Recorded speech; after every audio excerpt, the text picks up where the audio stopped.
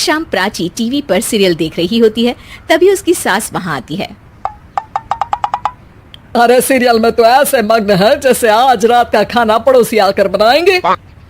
मुझे पता ही नहीं था आपने अपने बेटे की शादी पड़ोस में भी की हुई है। हैं? मतलब? मतलब इस घर में सारा काम बहू ही करती है, आप तो सिर्फ खर्राटे मारती हैं। अच्छा जी, फिलहाल तो तुम आराम फरमा रही हो, चलो जाओ, ये मेरे टीवी देखने का समय है। आहा, इसीलिए मुझे भगाया जा रहा है। सॉरी, अब तो बिल्कुल नहीं जाऊंगी। प्राची की इस बात पर दोनों सास बहू के बीच टीवी रिमोट के पीछे बच्चों जैसी छीना झपटी शुरू हो जाती है, जिसके बीच श्लोक भी काम से घर वापस आ जाता है। हाँ, आज मेरी चूहे बिल्ली की जोड़ी किस बात पर झगड़ रही है? अरे तेरे बीवी मुझे टीवी ही नहीं देखने दे रही। अरे तुम्हारी मम्मी मुझे खाना बनाने के लिए फोर्स कर रही है। अरे वाह, ऐसे बेतुके रीजन पर तो बच्चे भी झगड़ा नहीं करते। अरे मुझे कुछ मत बोल, सब इसने ही शुरू किया है। हाँ हाँ, जैसे आप तो बहुत दूध की धूली है ना। अरे बस दोनों चुप। प्राची जाओ, खाने की तैयारी करो। और माँ तुम छोड़ो, तुम्हें क्या बोलूं, शांति से अपना सीरियल देखो, मुझे दोबारा लड़ने की आवाज सुनाई नहीं देनी चाहिए। ऐसा बोलकर श्लोक वहां से चला जाता है, जिसके पीछे पीछे प्राची भी कुछ न कुछ बड़बड़ाते हुए रसोई में चली जाती है। हाँ हाँ, सासू जी को तो कुछ बोलेंगे ही नहीं, बस मुझ पर ही हुक्म चलता है, खाना बनाओ, जैसे मैं इनके घर में खाना बनाने के लिए आई हूँ। इसी तरह शाम बीतती है और रात को श्लोक और प्राची की सास खाना खाकर सोने चले जाते हैं, लेकिन प्राची गुस्से में कुछ खाए बिना काम में ही लगी रहती है। इस घर में किसी को घंटा फिक्र नहीं पड़ता, मैं खाऊं या भूखी रहूं। प्राची कुछ देर के लिए रसोई से बाहर जाती है और जैसे ही वापस आती है तो वहां दूध का भरा ग्लास देखकर हैरान रह जाती है। फिक्र पूरी है, बस दिखाना नहीं है। प्राची दूध पीकर सोने चली जाती है और अगली सुबह एक बार फिर सास बहू का कार्टून नेटवर्क स्टार्ट हो जाता है। ये तुमने ही किया है। अरे अजीब जबरदस्ती है, मैं बोल रही हूँ मैंने कुछ नहीं किया। दोनों ने मिलकर पूरे घर को पागल खाना बनाया हुआ है। यहाँ कोई नॉर्मल इंसान तो रह ही नहीं सकता, इसीलिए अब पड़ोसी क्या रिश्तेदार भी घर आने से कतराते हैं।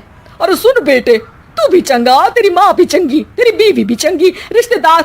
हाँ जी, आपको नहीं पता क्या, गंगाधर ही शक्तिमान है, रिश्तेदार ही। हाँ हाँ, बस समझ गया। कभी जानवरों जैसे लड़ेंगी तो कभी जुगलबंदी करेंगी। भाई मैं आप दोनों के बीच में नहीं फंसना चाहता। सास बहू की इस मन मौजी जोड़ी से परेशान होकर श्लोक अपना सिर खुजलाता वहां से चला जाता है। चलो अब मैं भी कीर्तन में जा रही हूँ। इस पर जैसे ही सास कमरे में अपना पर्स लेने जाती है तो वहां नाश्ते की प्लेट रखी देख मुस्कुराने लगती है और नाश्ता करके घर से बाहर निकलते हुए कुछ पैसे टेबल पर रख जाती है, जिसके कुछ देर बाद सिलेंडर वाला घर आता है। ओ मोरी मैया, मैं सिलेंडर के बारे में तो बिल्कुल भूल ही गई थी। घर खर्च के सारे पैसे भी मम्मी के पास है और श्लोक से बोला तो उल्टा 4 बात सुनाएंगे। प्राची ये सोच ही रही होती है कि अचानक उसका चेहरा चमक उठता है और वो घर में आकर इधर उधर देखने लगती है। तभी उसकी नजर टेबल पर रखे पैसों पर पड़ती है, जिन्हें वो सिलेंडर वाले को दे देती है। ये सब श्लोक देख लेता है। अच्छा बेटे, इतना बड़ा घोटाला, सबके सामने मैं तेरी दुश्मन और पीठ पीछे तेरी मेरी यारी। इस पर श्लोक एक प्लान बनाता है और शाम को सब एक साथ बैठे होने पर बोलने लगता है।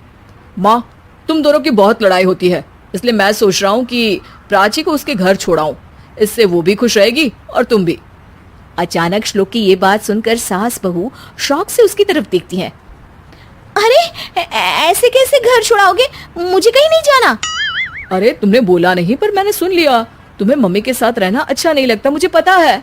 अरे वो अरे, जब बहू खुद कुछ काम बोले तो वो तुझे सुनता नहीं, और अब जो इसने बोला ही नहीं वो तू समझ गया। जब उसे नहीं जाना तो फिर जबरदस्ती क्यों कर रहा है?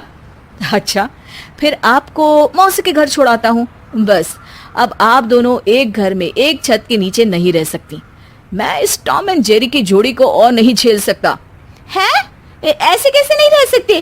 तुम्हें इतनी दिक्कत है तो तुम्हारा बोरिया बिस्तर पैक कर देती हूँ, लेकिन मम्मी जी कहीं नहीं जाएंगी। बिल्कुल यही सुनना था मुझे।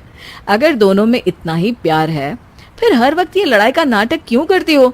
देखा मैंने कैसे माँ किचन में दूध रखती है और तुम उनके लिए कमरे में नाश्ता रखती हो, और कैसे वो पहले ही तुम्हारी दिक्कत समझकर घर में पैसे रखकर बाहर जाती है। अरे भाई, इतना ड्रामा तो डेली सोप में भी नहीं होता जितना तुम दोनों ने इस घर में फैलाया हुआ है।